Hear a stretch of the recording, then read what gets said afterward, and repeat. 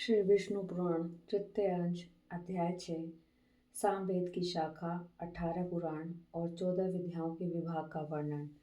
श्री पराशर जी बोले, हे मित्र, जिस क्रम से व्यास जी के शिष्य जैमिनी ने सामवेद की शाखाओं का विभाग किया था वह मुझसे सुनो।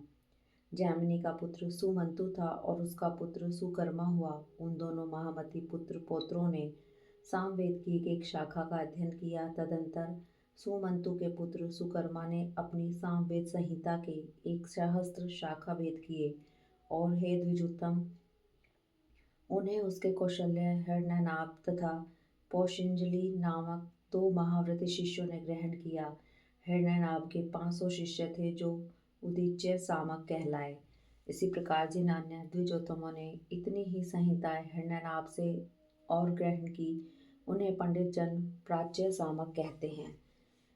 पौषपिंजी के शिष्य लोकाक्षी, नोधमी, कक्षीवान और लांगली थे।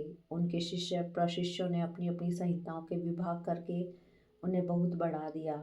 महामुनि कृति नामक हृण्यनाभ के एक और शिष्य ने अपने शिष्यों को सामवेद की 24 संहिताएं पढ़ाई। फिर उन्होंने भी इस सामवेद का शाखाओं द्वारा खूब विस्तार किया। अब मैं अर्थवेद की संहिताओं के समुच्चय का वर्णन करता हूँ। अर्थवेद को सर्वप्रथम अमित तेजोमय सुमंतु मुनि ने अपने शिष्य कबंध को पढ़ाया था। फिर कबंध ने उसके 2 भाग कर उन्हें देवदर्श और पथ्य नामक अपने शिष्यों को दिया। हे द्विजोत्तम, देवदर्श के शिष्य मेध, ब्रह्मबली, शौल्कायनी और पिप्लाद थे। हे द्विज, पथ्य के भी जाबाली, कुमुदादि और शौनक नामक 3 शिष्य थे जिन्होंने संहिताओं का विभाग किया। शौनक ने अपनी संहिता के 2 विभाग करके उनमें से एक प्रभु को और दूसरी सैंधव नामक अपने शिष्य को दी। सैंधव से पढ़कर मुंजिकेश ने अपनी संहिता के पहले 2 और फिर 3 विभाग किए। नक्षत्र कल्प, वेद कल्प, संहिता कल्प, आंगिरस कल्प और शांति कल्प, उनके रचे हुए ये 5 विकल्प अर्थवेद संहिताओं में सर्वश्रेष्ठ हैं। तदंतर पुराणार्थ विशारद व्यास जी ने आख्यान, उपाख्यान, गाथा और कल्प शुद्धि के सहित पुराण संहिता की रचना की। रोमहर्षण सूत व्यास जी के प्रसिद्ध शिष्य थे। महामती व्यास जी ने उन्हें पुराण संहिता का अध्ययन कराया। उन सूत जी के सुमति, अग्निवर्चा, मृतायु, सांशपायन, अकृतवर्ण और सावर्णी ये 6 शिष्य थे।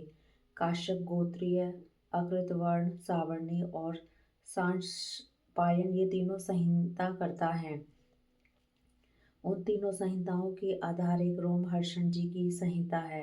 हे मुने, इन चारों संहिताओं की सारभूत मैंने यह विष्णु पुराण संहिता बनाई है।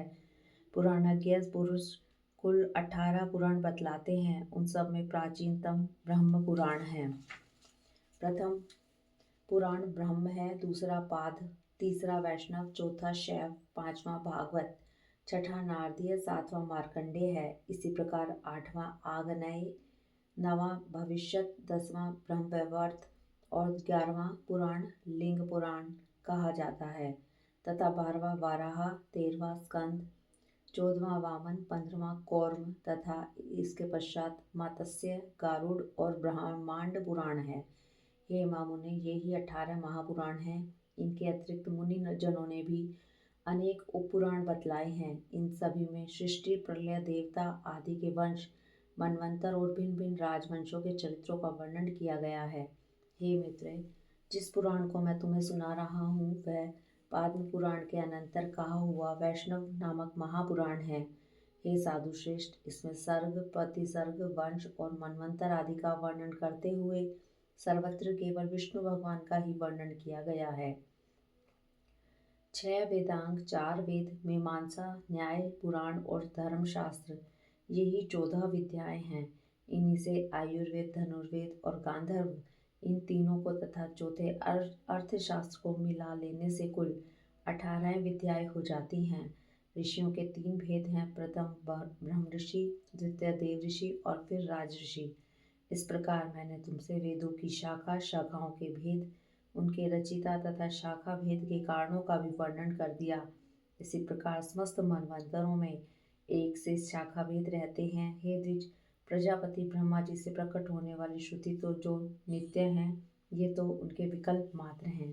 वेद के संबंधों में तुमने मुझसे जो कुछ पूछा था वह मैंने सुना दिया, अब और क्या कहूँ।